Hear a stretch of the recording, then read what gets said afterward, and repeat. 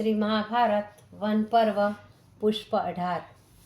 Kamyaka one में निवास करने के समय पांडवों को धृतराष्ट्र पुत्र कौरवों के उत्कर्ष की सभी सूचनाएं मिलती रही। इंद्र से अमोघ शक्ति के मिलने की सूचना ने समस्त पांडवों को बड़ा चिंतित किया, किंतु सभी क्रियाओं को देवाधीन समझकर उन्होंने संतोष किया और अपने आपत्ति काल का निवारण करने लगे। तृणबिंदु के आश्रम में रहते समय एक दिन पांचों भाई द्रौपदी को धौम्य की संरक्षता में छोड़कर आखेट के लिए गए हुए थे। उसी समय सिंधु सौवीर देश का राजा जयद्रथ दूसरे विवाह की इच्छा से बहुत से राजाओं को साथ लेकर इसी आश्रम के निकट होकर शल्य देश को जा रहा था।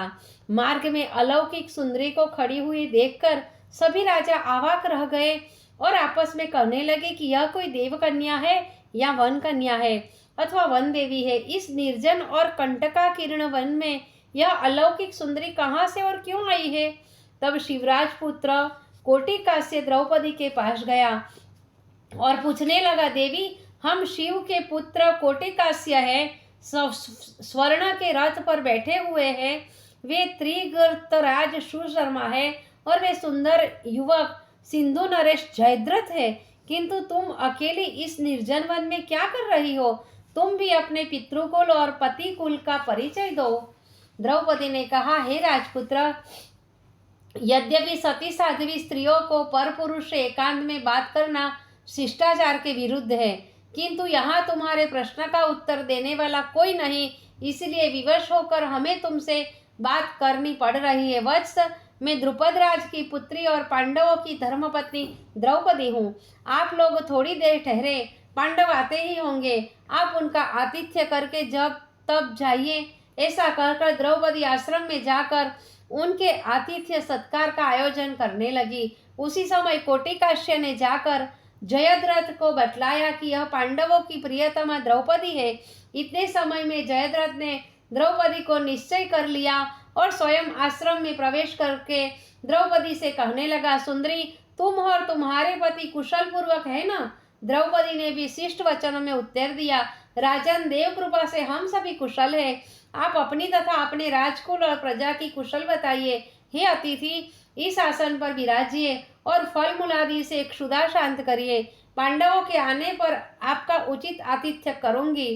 तब पापी जयद्रथ ने अपना कुविचार प्रकट किया। उसे सुनकर द्रौपदी एकदम चौंक पड़ी। भौहें टेढ़ी करके कहा, दुरात्मन, तुझे परस्त्री की से ऐसी बातें करते हुए लज्जा नहीं लगती? किंतु जयद्रथ शांत न हुआ। वह धीरे धीरे द्रौपदी की ओर आगे बढ़ने लगा और द्रौपदी की चादर पकड़ ली, लेकिन द्रौपदी ने चादर को इतने जोर से खींचा कि जयद्रथ गिर पड़ा, लेकिन शीघ्र ही उठकर द्रौपदी की ओर लपका। उसने द्रौपदी को पकड़कर अपने रथ पर चढ़ा लिया और बड़े वेग से रथ को चलाने लगा।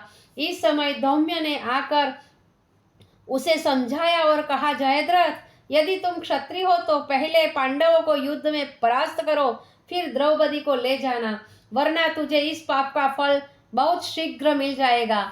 यह कहते हुए धौम्य जयद्रथ के साथ ही दौड़ने लगे। इधर पांडव आखेट द्वारा मारे गए बहुत से मृग आदि लेकर आश्रम में वापिस आए तो वहां द्रौपदी की दासी को रोते हुए पाया। तब सारथी इंद्रसेन ने पूछा, दासी, तू क्यों रो रही हो? क्या किसी ने तेरा या महारानी द्रौपदी का अपमान किया है? तब दासी ने जयद्रथ द्वारा द्रौपदी के ले जाने की बात कही और कहा, आप लोग शीघ्रता से उस दुष्ट का पीछा करिए, अभी राजरानी दूर नहीं पहुंची होगी। दासी की बात सुनकर पांडवों को बड़ा क्रोध आया और वे धनुष लेकर सेना के पद चिन्हों को देखते हुए बड़ी शीघ्रता से भागे। कुछ आगे बढ़ने पर घोड़े की टाप से उठी धूल को आकाश में उड़ते देखा और पुरोहित धौम्य की आवाज सुनाई दी।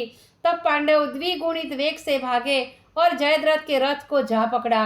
भीम ने जाते ही कोटिकास्य का मस्तक काट दिया। अर्जुन ने बहुत से सैनिकों को काट गिराया। पांडवों ने थोड़ी ही देर में जयद्रथ के हजारों सैनिकों व राजाओं को समाप्त कर दिया।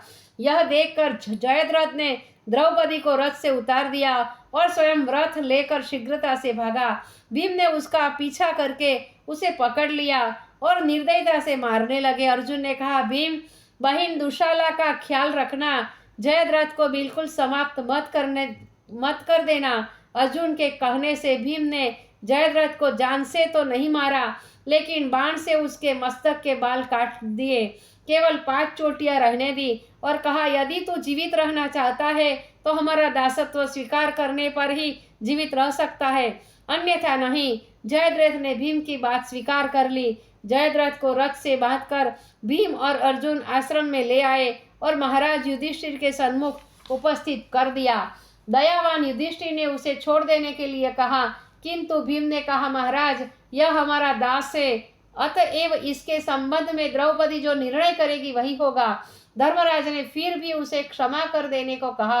अंत में द्रौपदी ने कहा, इस पापी ने यदि तुम्हारी दासता स्वीकार कर ली है और बाल भी काटे जा चुके हैं, तब इसे पर्याप्त दंड मिल चुका है, अब और इसे दंड देने की आवश्यकता नहीं है। युधिष्ठिर की आज्ञा से उसके बंधन खोल दिए गए। वह घबराकर सबके पैर पूजने लगा और अत्यंत दुखी व लज्जित हुआ। युधिष्ठिर के कहने पर वह आश्रम से चल दिया और गंगा तट पर जाकर तपस्या करने लगा।